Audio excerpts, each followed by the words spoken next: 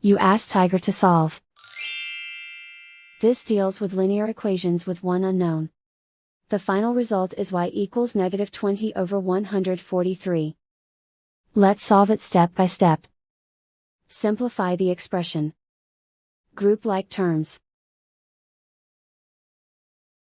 Simplify the arithmetic. Group all constants on the right side of the equation. Subtract 20 from both sides. Simplify the arithmetic.